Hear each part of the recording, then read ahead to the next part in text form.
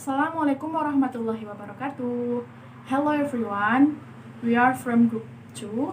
Uh, Today we will to explain about construction question. In construction question itself,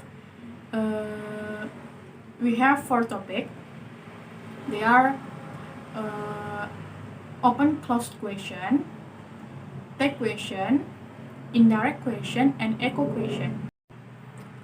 Here I want to introduce the member of group 2, including Rahma Kamelia as the third presenter, Alia Hanun as the first presenter, Rahma Diani as the second presenter, and the last is Lala Gita as the fourth presenter.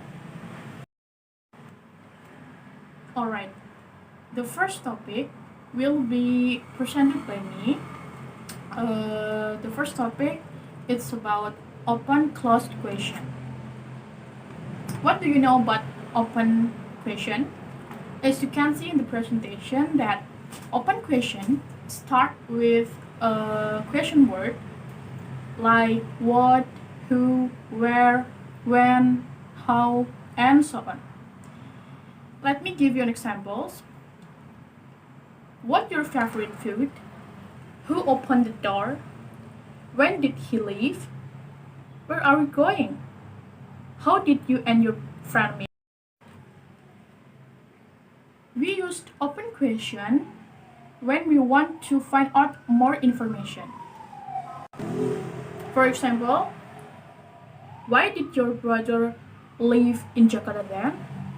You can answer, oh, he couldn't stand the hot weather. Open questions are ones that require more than one word. The answer could be come into the form of a list, a few sentences, or something longer such as essay or paragraph. Let me give you an examples. What do you plan to do immediately following graduation from college? How will you help the company if you are hired work for us? We move to the closed question. As you can see in the presentation that closed question start with a form of main verb, an auxiliary verb, or a modal auxiliary verb. Let me give you examples. Is your sister staying in Purbalingga? Are you happy? Are they coming tonight? Do you want to come with me? Does he speak Korean? Did mom make the cake today? May I use the bathroom? Will you please do me a favor? And the last, should I date him? We used closed question when we want to a simple yes or no answer. For example, does your brother still live in Jakarta? You can answer yes or no.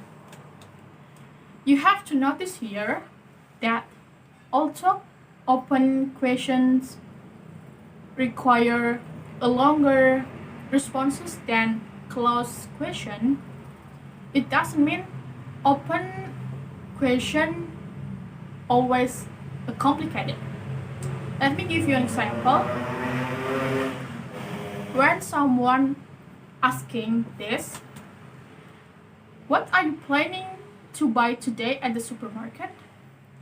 Might simply require that the respondent to read of a list. And then you have to notice here that closed question should not always be taught as a simple questions that anyone can quickly answer because they require a yes or no answer. Closed question can be very complicated too. For example, when someone asking this, is one binary equal to 1 in counting numbers? I think the question that not everyone would be answer quickly.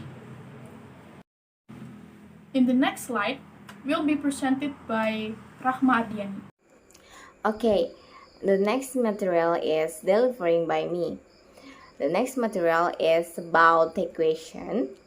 What is the question? The question are the short questions which we often attach to the end of a sentence.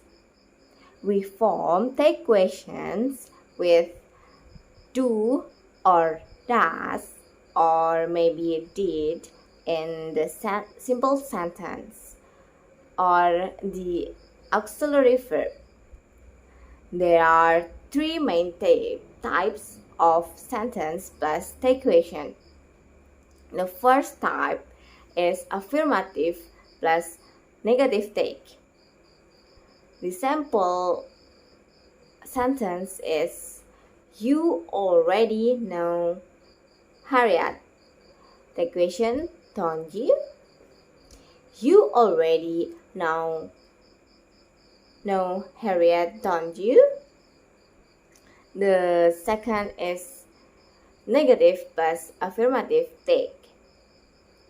The example of sentence is she hasn't had the baby yet. The question, has she? She hasn't had the baby yet, has she?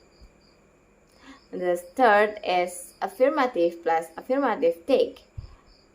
The example of sentence is he arrived last night then. The take question is did he? He arrived last night then. Did he? If an affirmative sentence contains a negative or maybe restrictive adverb such as scarily, hardly, or maybe beautifully, or maybe others, it takes an affirmative take. The example sentence is there was hardly enough food for everyone at the wedding. Was there? Most modal verbs, like auxiliary verbs, are repeated in the take question. Examples are first, tax returns can be submitted online now, can't they? The second is parents shouldn't expect their children to agree with their opinions, should they? There are a number of exceptions and variations in the form of the verb in take questions. The first is I am. If there are I am in a sentence, maybe in the beginning of sentence, the take question is aren't I? Example, I'm still of the team, aren't I? The second, need a negative sentence. If there are verb need in a sentence, maybe in the middle of sentence, the take question is dash subject, or maybe need subject. Examples. The first, he doesn't to repeat the year, does he? The second, He needn't repeat the year, need he? The third is may or might. If there are may or might in a sentence, maybe in the beginning or maybe in the middle of sentence, the equation is mightn't it, mightn't. The example is it may or might be fine tomorrow, mightn't it? The next is ought to. If there are ought to in a sentence, we use oughtn't or maybe shouldn't. Equation. Examples: we really ought to leave now, oughtn't we? Or maybe we really ought to leave now, shouldn't we? And the last is let's. If there are let's in a sentence, the equation is shall we. The example is let's try the new restaurant, shall we? Don't forget to remember the not following contrasts. The first, have in British English. An example is Oliver has a lot of friends, hasn't she? Or Oliver has a lot of friends, doesn't she? Second, have in US English. The examples is Oliver has a lot of friends, doesn't he? The third, had in the past simple. The examples is Ali and Stephen had another baby last year, didn't they?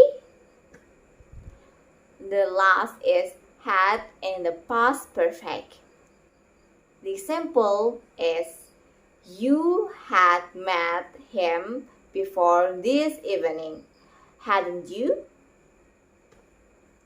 Generally, the pronoun in the equation match the subject of the sentence. The first. This is a good example, isn't it? The second, those are flowers for Mom, aren't they? The last, nothing ever happens when I'm away, does it? And don't forget to remember to notice these exceptions. The first, someone has been taking my food again, haven't they? And the next is nobody has pawned, have they?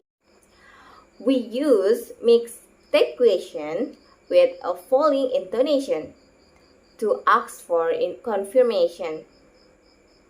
The example sentence is, it's the 1st of May today, isn't it?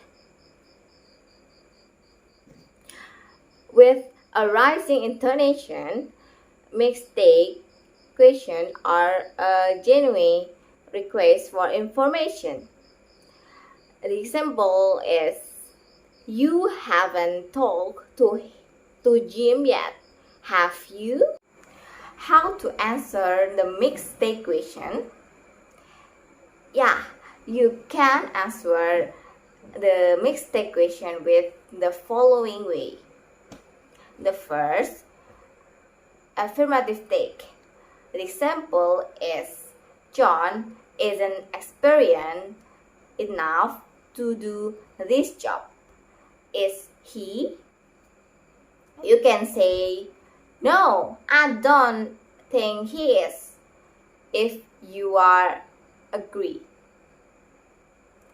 The second, actually yes, he is, if you are contradiction. The next is negative take. The example is, you are staying away for 2 weeks, aren't you? You can say, yes, that's right, if you are agree. And you can say, no, it's 3 weeks, if you are contradiction. The choice of the question after imperative depends on the function of the sentence. The first is to request. If you want to request something to other people, you can follow this way. Okay, the example is, pick me up at 8 night. Could you? Or maybe, bring me your book. Could you? Or maybe, bring me a cup of coffee. Could you? The next is 2 invitations. If you want to invite someone in your birthday or maybe your party or others, you can say, stay another night with us, won't you? Or maybe,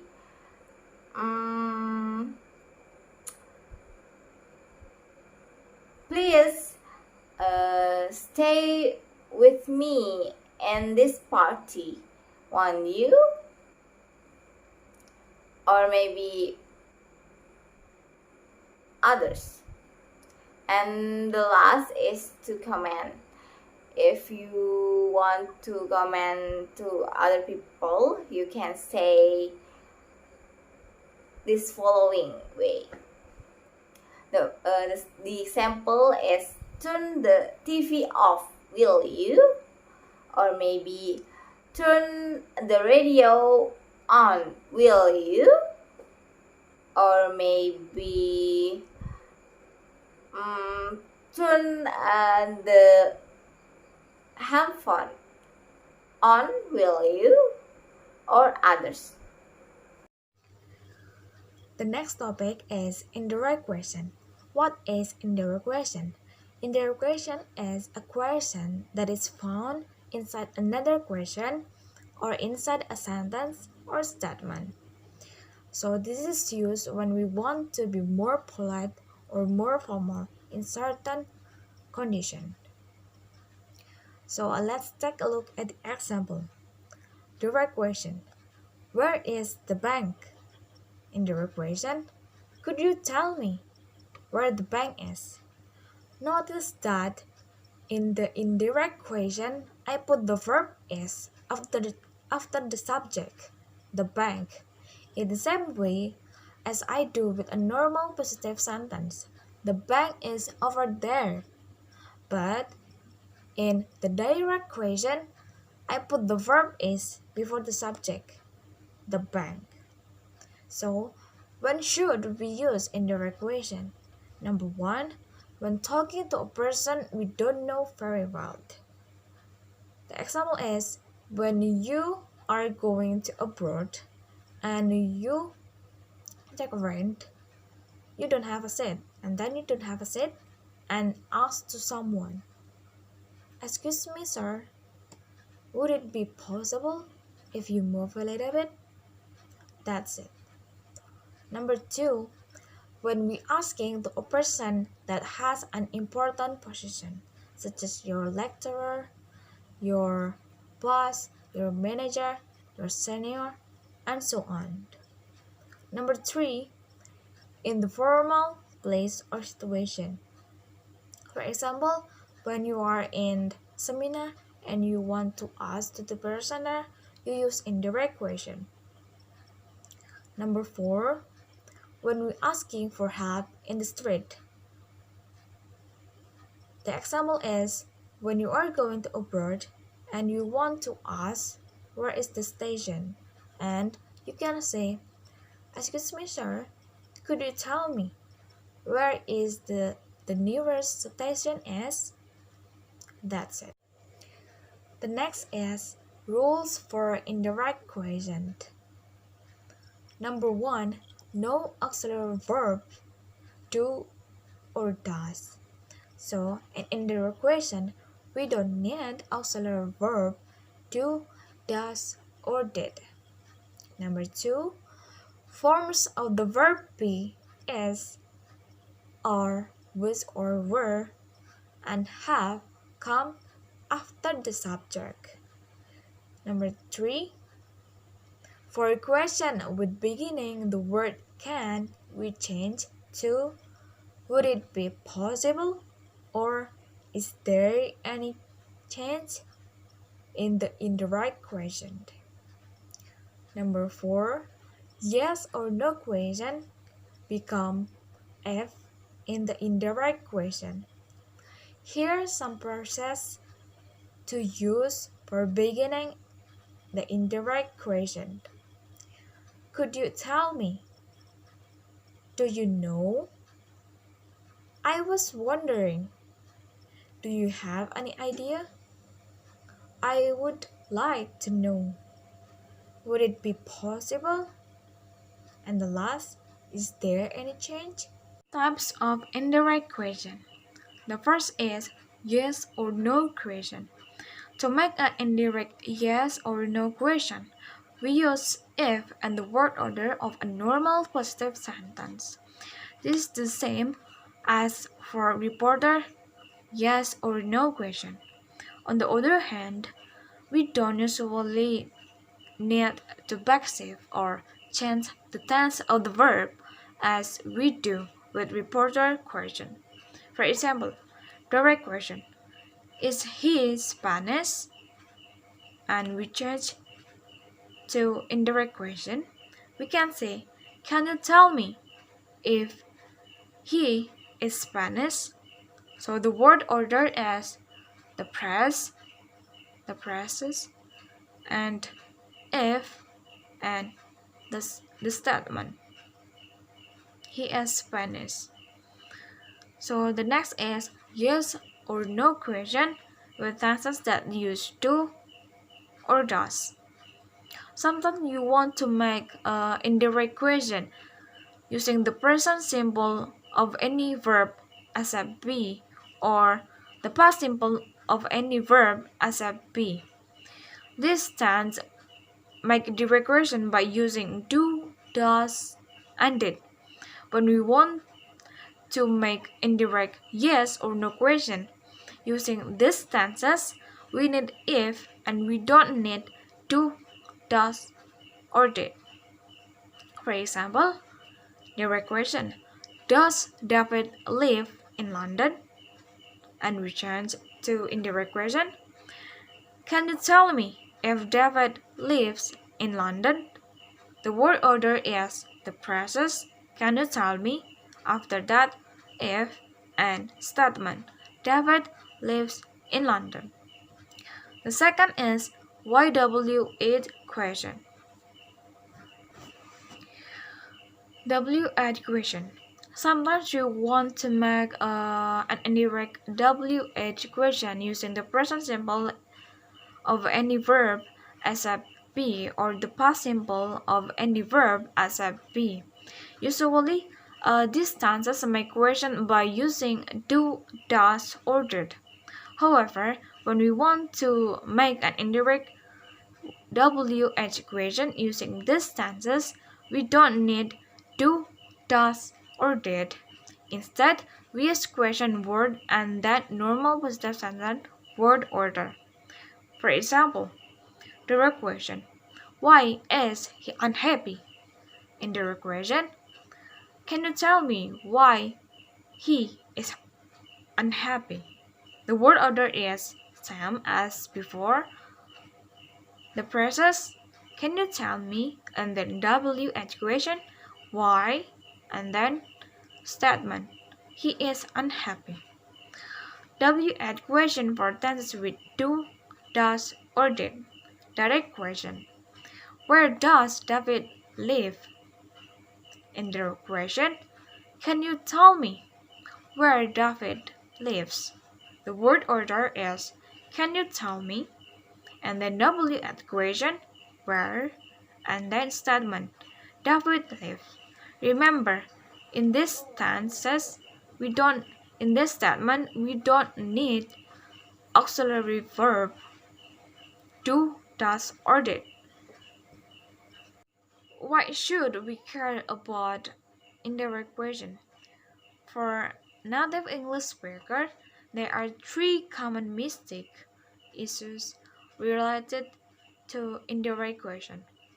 The first is don't use question mark with a non-question.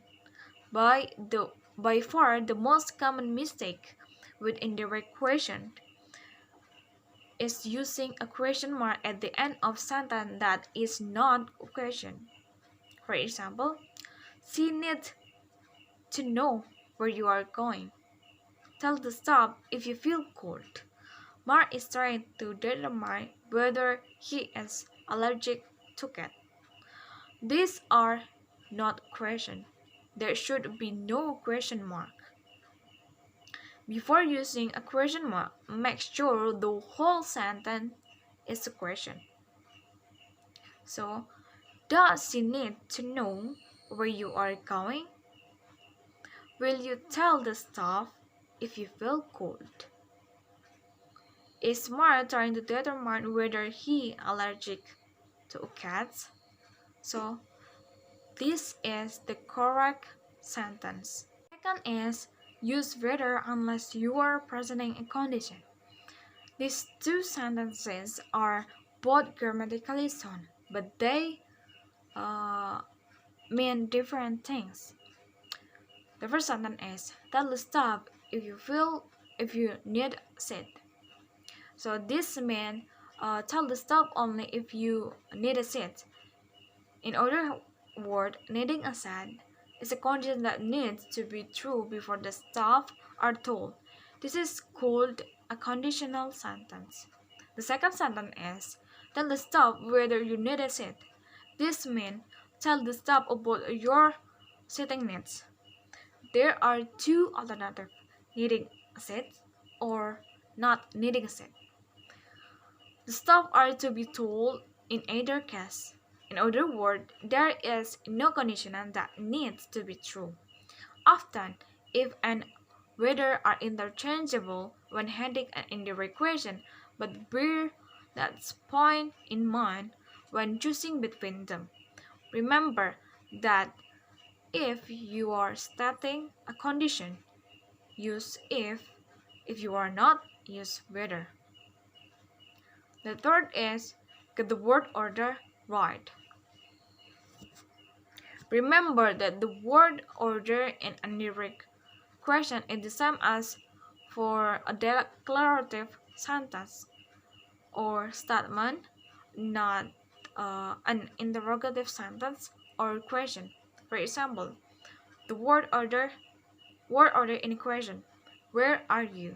The word order is verb, subject, verb are, and then subject you. Word order in a statement. You are there. The word order is subject, verb. The subject is you, then the verb are. Word order in an indirect question.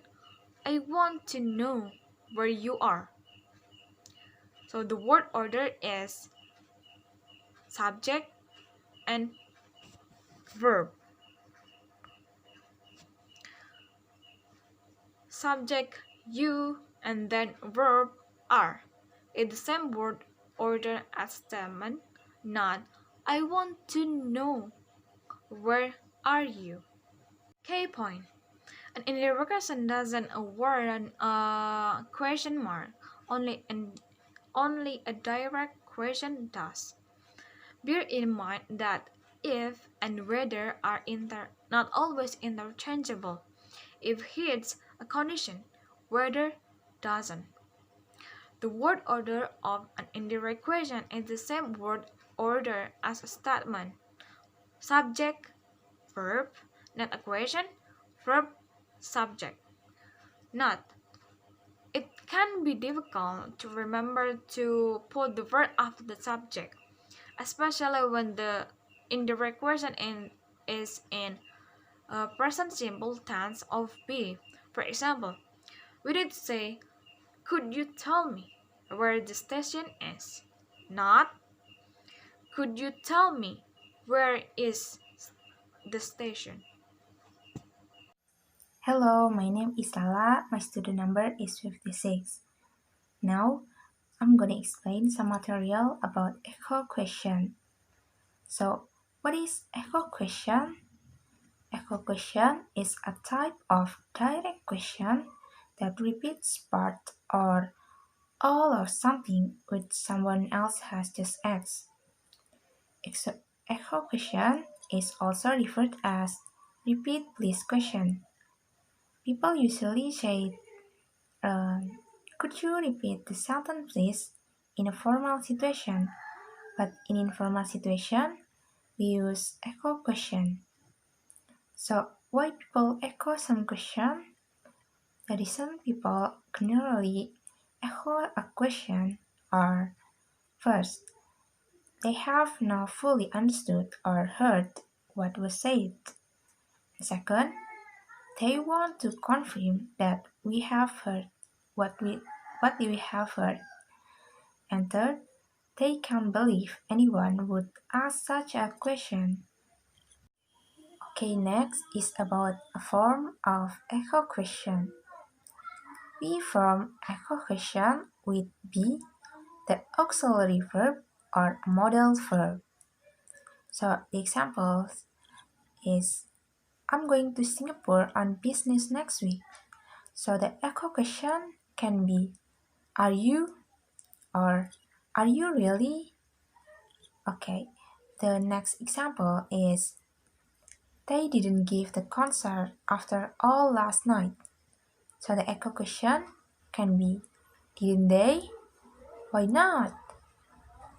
Okay, there is something that we should remember about echo question. We don't form echo question with a question word such as what, how, why, and etc. But it is possible to form echo question by repeating the question but replace part of it with a stressed question word. For example, have you been to the campus? Have I been what? Or I have been where? Those are the examples of echo question. And next, let's move to the use of echo question. One of the main uses of echo question is to show interest and to make a conversation flow. So what are they? First, we use a rising intonation. For example, we went to a really interesting camp last night. So the echo question is, did you? That's a rising intonation. Did you? Okay, the second is express surprise, especially with the word really or an exclamation. So the example is, we have had wonderful news. Tim's just been promoted.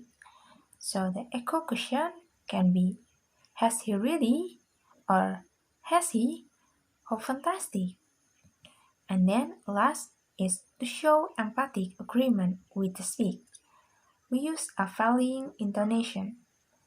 So the example is, that was the best holiday we have ever had. So the echo question is, yes, wasn't it? It's a varying intonation, wasn't it? Okay, That's all presentation from Group 2. Thanks for watching.